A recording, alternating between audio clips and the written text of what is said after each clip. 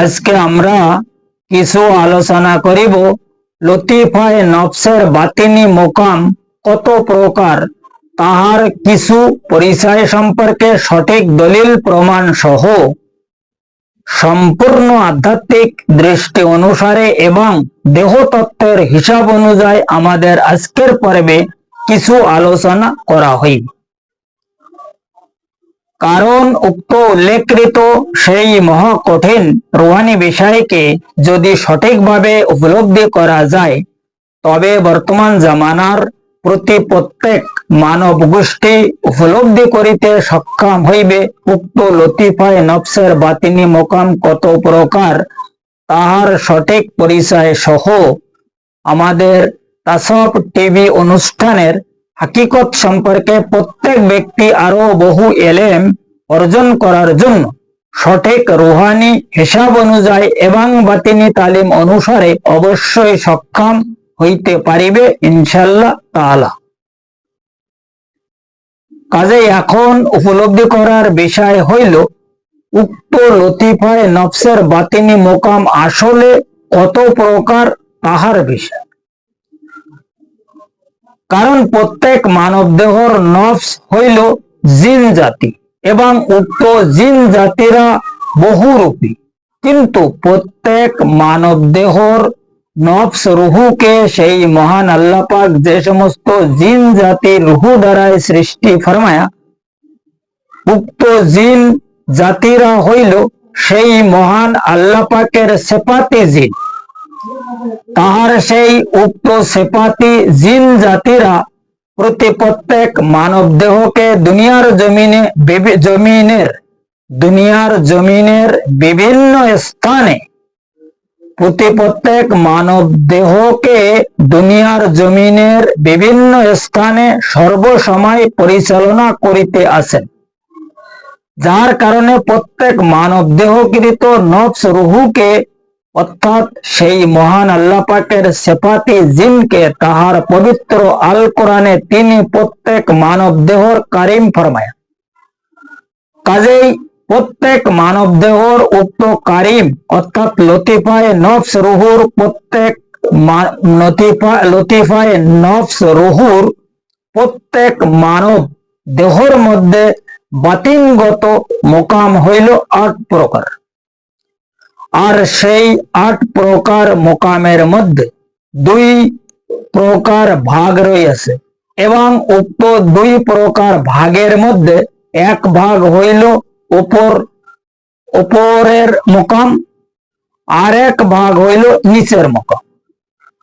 কারণ উক্ত উপরকৃত মোকাম হইল সেই মহান আল্লাহ পাকের আরশে আজিম পর্যন্ত এবং নিচের মোকাম হইল মাকামে আসফাল অর্থাৎ শয়তানের সিংহাসন পর্যন্ত, যাহাকে সুম্মা রাদাতনাহু আসফালা সাফিলিন বলা হয়।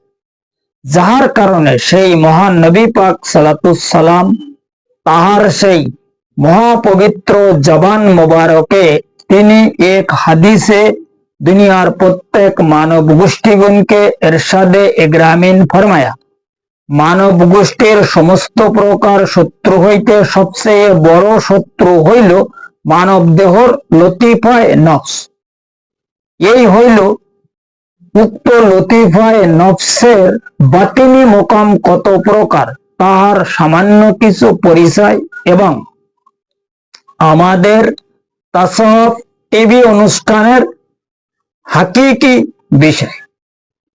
কারণ হইল প্রত্যেক মানব গোষ্ঠী ততক্ষণ পর্যন্ত মুক্তি প্রাপ্ত হইতে সক্ষম হইবে না যতক্ষণ পর্যন্ত নফসের হাকিকি পরিচয় জানার জন্য সক্ষম না হইবে।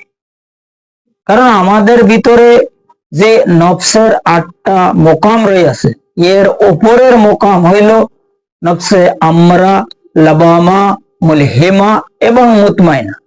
এই আম্মারা থেকে যদি মুতমাইনা পর্যন্ত নফসকে সৃষ্টি করা যায়, যাহার নফস মুতমাইনা সৃষ্টি করিতে সক্ষম হইবে, সেই ব্যক্তি আল্লাহ পাকের আরশে আজিম পর্যন্ত উপস্থিত হইবার জন্য রুহানি যোগাযোগে অবশ্যই সক্ষম হইতে পারিবে ইনশাআল্লাহ তাআলা। এবং এর নিচের মোকাম হইল মাকামে আসফল পর্যন্ত। এই নিচের মোকামের বিভিন্ন প্রকার রূপ আছে, সেই রূপগুলো হইল অধিকাংশ সাপের রূপ। এখন এই মাকামে আসফলে যখন লতিফায় নফসকে শয়তান তার প্রতারণার মাধ্যমে নিয়ে যেতে পারে, তখন ওই লতিফায় নফসকে শয়তান খোদ মুরিদ করে এবং তার খেলাফত প্রদান ফরমায়। তখন সেই ব্যক্তির সঙ্গে আর কোনো ব্যক্তি এই দুনিয়ার জমিনের এলেম সম্পর্কে টান ধরে না। সে সবকিছু জানে, সে তার মুখে সবসময় কথা থাকে আমি আমি আমি। ওই যে শয়তান ফরমায়া ছিল না, আনা খায়রুম মিনহুম, এই শব্দ তাহার মুখে সবসময় থাকে, যাহার কারণে প্রত্যেক মানব গোষ্ঠীর আসল ইবাদত হইল নিজের নফসকে তাজকিয়া করা। নফসের তাজকিয়া এবং কলবের তাসফিয়া যতক্ষণ না হবে, ততক্ষণ সেই ব্যক্তি কোনো ইবাদত করার জন্য কোনো মতে সক্ষম হইবে না। তাই সে যত বড় হস্তি হোক না কেন এবং যত বড় দুনিয়াদারি কেতাবি এলেমের মহাপণ্ডিত হোক না কেন, এই নফসের সঙ্গে কোনো সময়ের জন্য সে জিহাদ করার সক্ষম রাখে না, যতক্ষণ পর্যন্ত নফসের মানে প্রকৃত যেটা হিসাব কিতাব, নফসের বংশ পরিচয় থেকে শুরু করিয়া তাহার যে সমস্ত কাজ কারবার আমাদের মধ্যে সে করিতেছে, এইগুলো যতক্ষণ পর্যন্ত কোনো ব্যক্তি উপলব্ধি করিতে সক্ষম না হইবে, ততক্ষণ পর্যন্ত কোনো ব্যক্তি মানে পরিত্রাণ লাভ করিতে সক্ষম হইবে না। এই ব্যাপারে কোরআন হাদিসে বিভিন্ন জায়গায়, কোরআন হাদিসের বিভিন্ন স্থানে সেই মহান আল্লাহ পাক এবং তাহার নবী পাক সালাতুসসালাম আমাদেরকে গ্রামীণ ফরমায়। এখন এর পরেও যদি আমরা আমাদের নিজেকে নিজে মানে জাস্টিফাই করার, গবেষণা করার, অপটিমাইজ করার চিন্তা ভাবনা না করি, সেটা হচ্ছে আমাদের নিজেদের কমজোরি। কথা বোঝা গেছে? যাই হোক, আজকের এই আলোচনা সম্পর্কে যদি কারোর আরো পরিষ্কার ভাবে জানা বোঝার প্রয়োজন হয়, তা ডিসক্রিপশনে আমার নাম্বার দেওয়া আছে।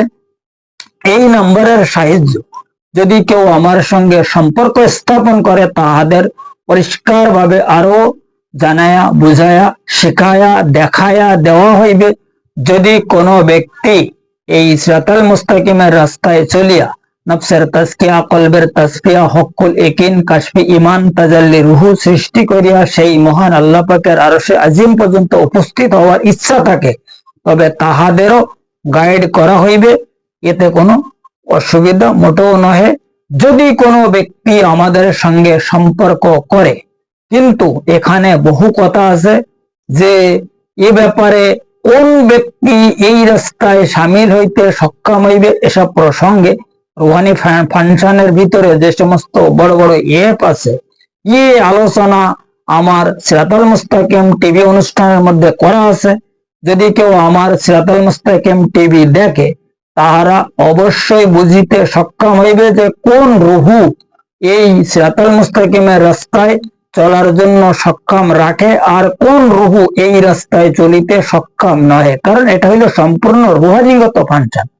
তকদিরে আজলে যে রুহুকে মানে ইয়মে আজলে যে রুহুর তকদিরে মানে ইয়মে আজলে যে রুহুর তকদিরে যাহা লেখা আছে, সেই রুহু সেই পর্যন্ত অবস্থান করিবে।